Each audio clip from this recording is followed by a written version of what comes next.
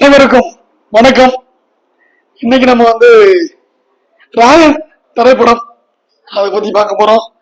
ஒரு இயக்குனரா நடிகர் தனுஷ் அவர்கள் ராயன் திரைப்படத்தை வென்றவர்களா இல்லை தோற்றவர்களா, அதை பற்றி அந்த காலையில நம்ம பார்க்க போறோம். ஏற்கனவே நடிகர் தனுஷ் அவர்கள் பாண்டி பவர் பாண்டி அந்த படத்துல ராஜ்கரன் அவர்களை வச்சு ஒரு சிறப்பான படத்தை கொடுத்திருந்தாங்க. அந்த படத்தை விட இந்த படம் 50வது திரைப்படம் நடிகர் தனுஷ் அவர்களுக்கு. இந்த படத்தை தரமானதா கொடுத்ததா பார்த்தா மிக சிறப்பாகவே திரைப்படம் வந்திருக்கிறது.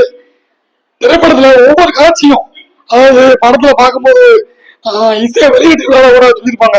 அந்த செல்வராகவன் இயக்குனர் கூட சொல்லியிருப்பாங்க, தம்பிகளை வளரும்போது அவங்கள பார்த்து நீங்க கவனிச்சுவாங்க, வளர்ந்ததுக்கு அப்புறம் நம்மள பதிலுக்கு பழிவாங்குவாங்க அப்படிங்கிற மாதிரி ஒரு காமெடியா நகைச்சுவையாக பேசியிருந்தாங்க.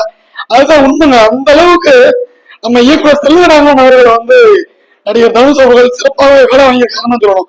அவரோட நடிப்பு, அவரை தவிர அந்த இடத்துக்கு வேற யாரும் பொருத்தமானதாகவே இருக்க முடியாது. அந்த அளவுக்கு சிறப்பான ஒரு கதாபாத்திரத்தை ஏற்று நடிச்சிருக்காங்கன்னு தான் சொல்லணும்.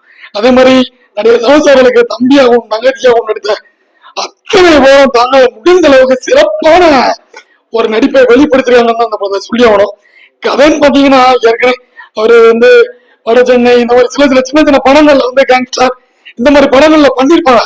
நம்ம இசையை வெளியிட்டு விழாத பார்க்கும்போது ட்ரெயிலர் வெளியிட்டுருவாங்க பாத்தீங்களா, அதுல பார்க்கும்போது கூட இது ஏற்கனவே பார்த்த கதைக்கிழமோ ஏற்கனவே இருந்த மாதிரி ஒரு கதை அமைப்போ நம்ம பாக்குறதுக்கு நினைக்க தோணும். ஆனாலும் இது அதெல்லாம் கடந்து ஒரு புது விதமான அமைப்பு எப்படி இருக்குது நீங்க பாத்தீங்கன்னா, ஒரு 2 கேங்ஸ்டருங்க நாட்டுல நடக்குது பிரச்சனை, 1008 பிரச்சனைகள். அது நம்ம சென்னை மத்தியில நம்ம சொல்ல வேண்டிய விஷயங்கள், எதுவுமே நம்ம தெரிஞ்சுக்க வேண்டிய விஷயங்கள், அங்க நடக்கிற விஷயங்கள் தான். அது ஒரு 2 கேங்ஸ்டர், அதுல ஒரு கேங்ஸ்டர் இன்னொரு கேங்ஸ்டர் சூர்யா ஒரு நடிப்புல இருக்காரு, இன்னொரு கேங்ஸ்டர் ஒரு டீம்ல இருக்காங்க. 2 பேருக்குள்ள ஒரு பகை. அந்த பகையை நம்ம நடிகர் தனுஷை வச்சு தீர்த்துக்கலான்னு 2 தரப்பும் போட்டி போடுறாங்க. அது நம்ம பார்க்கும்போது நம்ம தனுஷ் ஒரு நடிகரா ஒரு இயக்குனரா கண்டிப்பா ஒரு ராயனா வெற்றி பெற்றுட்டா இருந்தாங்க சொல்லி ஆகணும். அந்த அளவுக்கு ஒரு தரமான திரைக்கதை, ஒரு தரமான நடிப்பு. ஏற்கனவே நடிப்பு அரக்கன்னு சொல்லக்கூடிய சூர்யாவும் அந்த படத்துல தரமான ஒரு நடிப்பை கொடுத்திருக்காங்க. அந்த அளவுக்கு இதுல தரமான இருக்குது.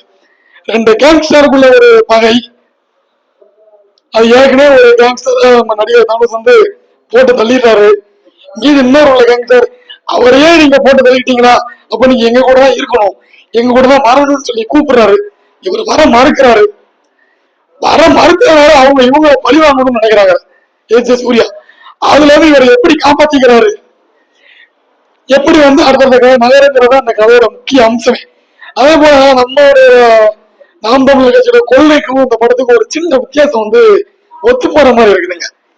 என்னன்னா, அண்ணன் சீமான் அவர்கள் ஏற்கனவே பல மேடைகள்ல பேட்டிகள்ல பிரச்சனைகள்ல சொல்லியிருப்பாங்க, பாலியல் பலாத்காரம், என் பெண்ணை தொட்ட நீ செத்த, ஒரு பெண்ணை கற்பழிச்சிட்டியா உடலை அடக்கம் பண்ணதுக்கு அப்புறம் தான் அந்த பெண்ணோட. அந்த மாதிரி இங்க ஒரு சம்பவம் நடக்குது. சம்பந்தப்பட்ட பெண்ணை வச்சேவும் தான் கற்பழிக்கப்பட்ட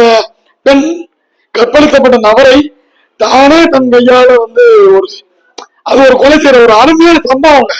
அது தியேட்டர்ல நம்ம நேரில் போய் கண்டிப்பா பார்க்கணும். உணர்ச்சி பூர்வமா பொங்குற மாதிரி ஒரு சம்பவத்தை இயக்குனரும் நடிகருமான தனுஷ் அவர்கள் எடுத்திருக்காங்க.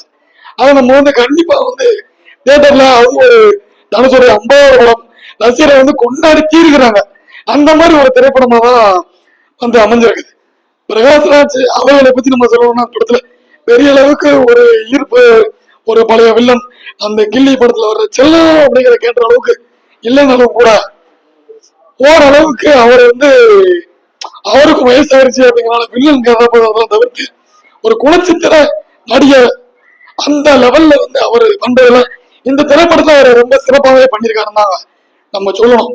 ஆனா ராயன் படம் உண்மையிலே ஒரு இயக்குனரா ஒரு நடிகரா நடிகர் தனுஷ் அவர்கள் வெற்றி பெற்று விட்டார் என்பதுல மாற்று கருத்தே இல்லை. அவரோட ரசிகர்கள் 100% இந்த படத்தை கொண்டாடி தீர்க்கிறாங்கிறதுல எந்த மாற்று கருத்துமே இல்லை. குறிப்பா முக்கியமா படத்துல எழுதிய சொல்லக்கூடிய ஒரே விஷயம் தான், அண்ணனா இருந்தாங்க, தம்பியா இருந்தாங்க, அப்பாவா இருந்தாங்க, மகளா இருந்தாங்க, நண்பா இருந்தா எவனா இருந்தாங்க, துரோகம் செய்யப்பட்டவன் வீழ்த்தப்பட வேண்டும் என்பதுதாங்க இந்த படத்தோட கதை. முழுக்க முழுக்க தனுஷ் தன்னுடைய ஆதிக்கத்தையும் இந்த படத்துல முழுசா செலுத்தியிருக்காரு. அதனால ராயன் ஒரு வெற்றி படமாகவே நம்ம தொடர்ந்து பார்ப்போம். நன்றி, வணக்கம். தொடர்ந்து அடுத்தடுத்த நிகழ்வுகள்ல நம்ம ராஜ தமிழா நேயர்களுக்கு நம்ம வலைவலி காலமா சந்திப்போம். நன்றி, வணக்கம். இது ராஜ தமிழா தமிழ் தேசிய ஊடகம்.